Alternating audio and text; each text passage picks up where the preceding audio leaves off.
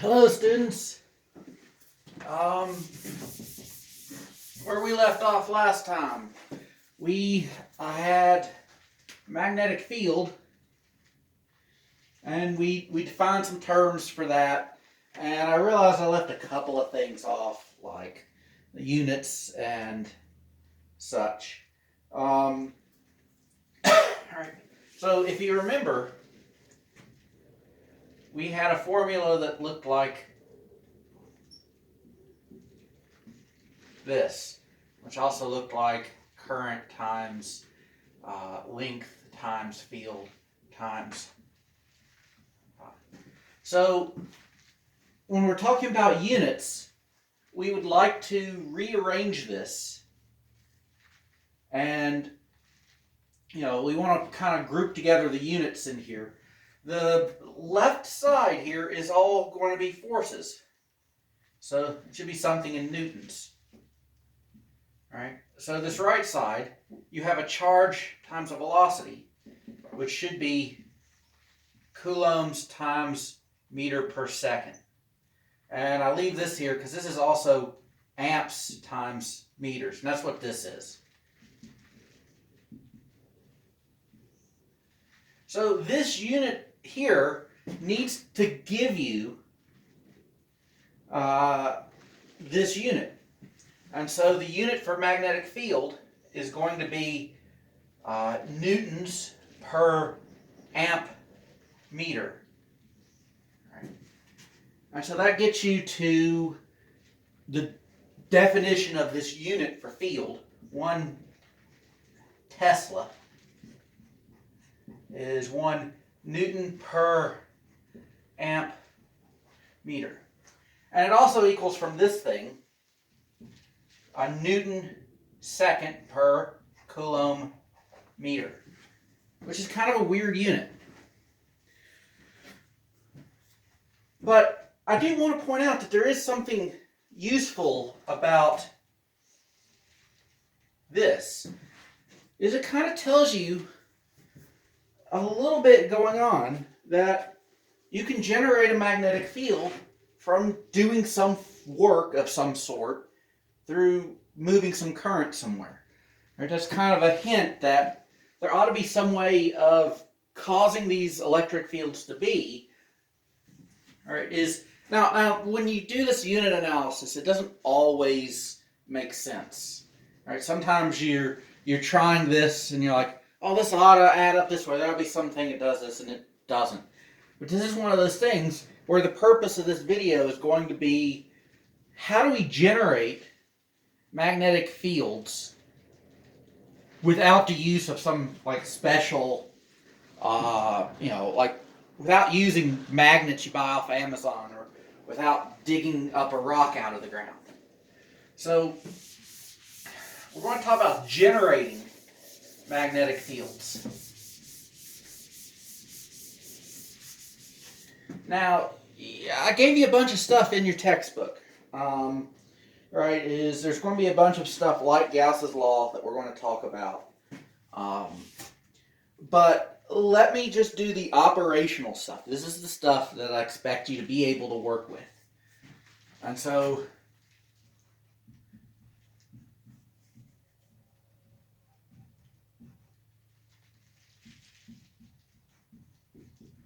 the gist of it is the argument I was making with the units is that electric currents generate magnetic fields.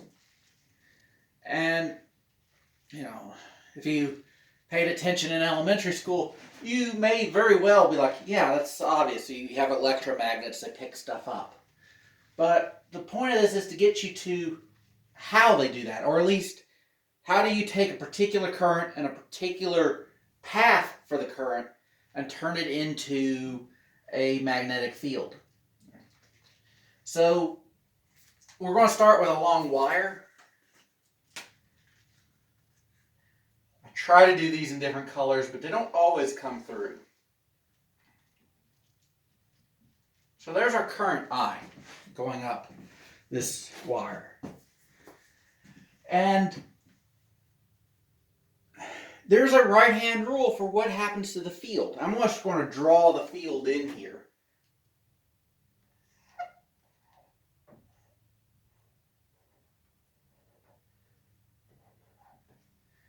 All right, and then maybe further away it's a little bit weaker. So what I'm drawing here is in front of the wire. So it crosses the wire. And then in back,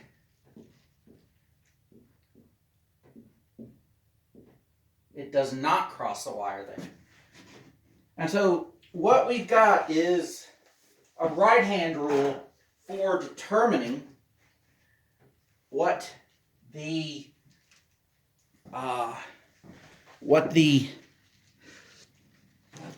direction of the field is. So here is a wire. I want you to see this on camera. And here are my fingers, and the idea is that you grab the wire, and your thumb tells you the direction of the current. And usually what you know is, you know the direction of the current, in this case is up, and you wrap your fingers in the only direction they can go in. And so the current goes around, no matter the orientation of your wire, the current goes around the thing. So there's a little bit of an important thing here, is when we talked about electric fields, the electric field could start or end on a charge. There are no magnetic charges that we know of. So you're going to have to get some sort of circulation. There has to be some way for the magnetic field to close on itself.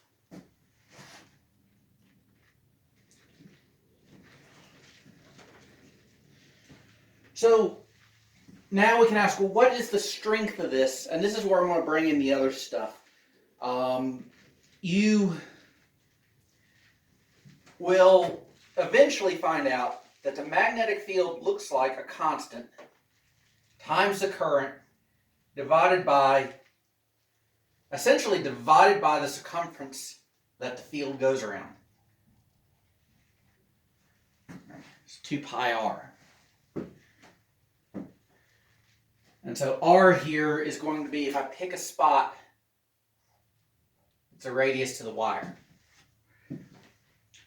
So this comes about from something called Ampere's law.